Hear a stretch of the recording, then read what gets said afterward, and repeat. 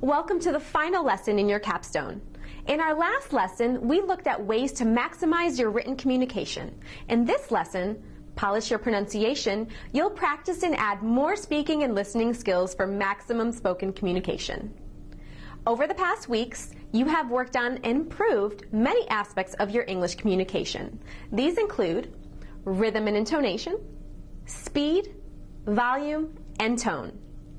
You have also focused on common pronunciation challenges like can versus can't, teens and tens, and ed and s endings. Now, we'll look at ways to make your speech more connected and fluent. You'll practice speaking in thought groups, using contractions and reductions, and linking. These skills may take a little longer to work on, but they will contribute a lot to how fluent you sound in English. Let's begin with thought groups. What are thought groups? When you speak in English, there are certain spots where you pause or take short breaks. The groups of words between those pauses are thought groups. You can think of thought groups as breath groups, places where we stop the flow of language and take a breath. However, you can't just pause or take a breath anywhere. There are certain patterns and rules to this. In fact, if you do just stop anywhere, it's harder for listeners to understand what you're saying. Here's a famous quote by Nelson Mandela. I'm going to say it twice. Tell me which one sounds easier and clearer to you. Do not judge me by my successes, judge me by how many times I fell down and got back up again. Do not judge me by my successes. Judge me by how many times I fell down and got back up again. Which one sounded clearer and easier to understand? Both times I used 5 thought groups to say the quote. The second time I said it, I used appropriate thought groups, which made it easier to understand what I was saying. But when I said the quote the first time, I paused in the wrong places, making it difficult for you to understand me. This is how important it is to use thought groups, but to use them appropriately. When we look at written text, it's easy to identify the thought groups because of capitalization and punctuation. I'm a teacher. After this class, I'll meet students in my office. He sells clothes. He knows fashion, and he loves to help people create their look. When we speak English, we pause most often at the end of a sentence, but we also pause whenever a sentence has any kind of a break. This would be where we would have a comma, or after phrases or clauses. Expressions like, after this class, although he's based in Seattle. We also speak in thought groups when we say numbers. Remember practicing saying 2-number phrases for long numbers? 6,456, but saying dates like this, 1776, and phone numbers like this, 404-776-5289. Our intonation also signals thought groups. As we complete a thought group, we use rising-falling intonation before we pause. By speaking in thought groups, we clearly express our meaning to our listeners. Each group of words, or thought group, contains a focus word, a word that is higher, louder, and longer than any other word in that group. In a typical sentence, the last content word receives this focus and our voices rise and fall as we say it. Listen again as I say this phone number and see how the intonation is. 404-776-5289. Now listen to this sentence and notice how similar the intonation is because the number of thought groups is the same. After this meeting, I'll go talk to you in your office. As you have conversations in English, it's important that you both use and listen for thought groups. Practice your rising and falling intonation and take your time to pause as you speak. You will find yourself understanding and enjoying conversations more. Now, let's look at the ways we shorten, reduce and link, or connect the words within our thought groups. While speaking in thought groups is key to clear English, our thought groups can sometimes sound very confusing to listeners. Why is this? As you remember, English is a rhythmic, musical language, and we create that rhythm by stressing the content or important words in a sentence and not stressing the less important structure words. This means we leave out some sounds altogether. So when you listen to English, you barely hear those structure words. This is very obvious with contractions, for example. When you study English grammar, you learn contractions, like the ones you see here. And of course, these are only a few examples. There are hundreds.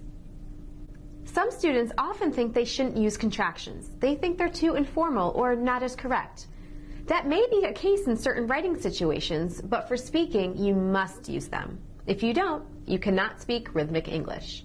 So practice saying contractions and listen for them in other speakers. This will help you hear the rhythm and speak more rhythmically.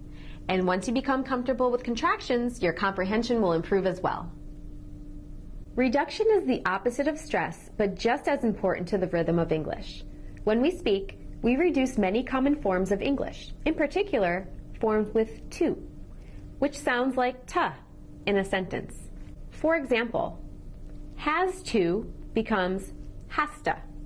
My friend has to leave early. Have to becomes have to. You have to register by January 1st. Want to becomes wanna.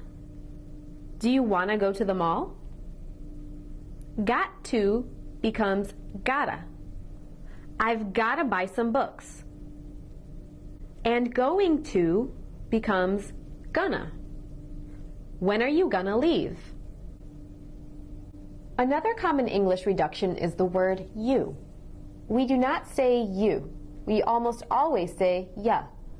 Here are some examples. Do you becomes ja. Do you want to go to lunch?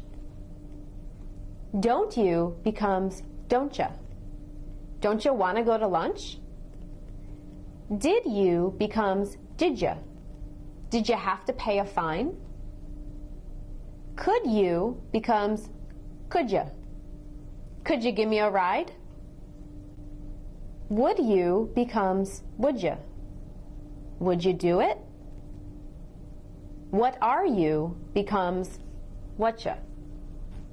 What you gonna do on the break? And where are you becomes where ya.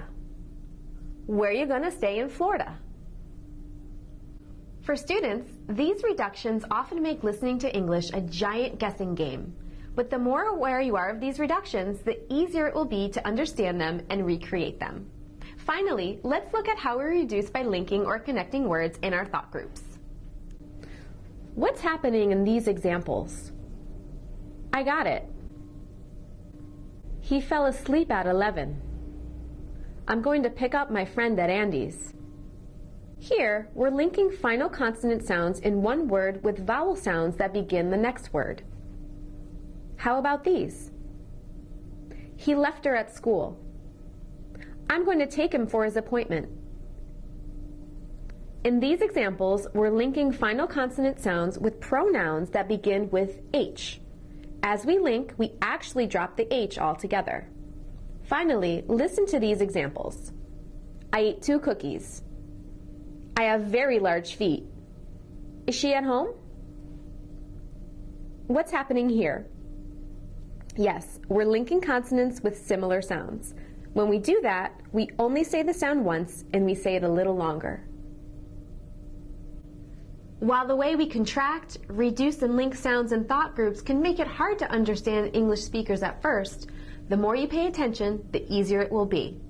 And the more you practice these same contractions, reductions, and links, the more musically you'll be able to speak English. As you work on all of these English skills we've discussed in these lessons, I know you'll find listening to and speaking English easier and easier. And I hope this will lead to more and more greater success as you pursue your personal and professional goals. I'd like to offer many congratulations to you for completing this capstone course and the specialization, Improve Your English Communication Skills. I hope you have enjoyed this exciting journey as much as all of us here at the Georgia Tech Language Institute. Let us know if we can help you with your other English learning goals. Maybe we'll even see you here in Atlanta. Thank you, good luck, and goodbye.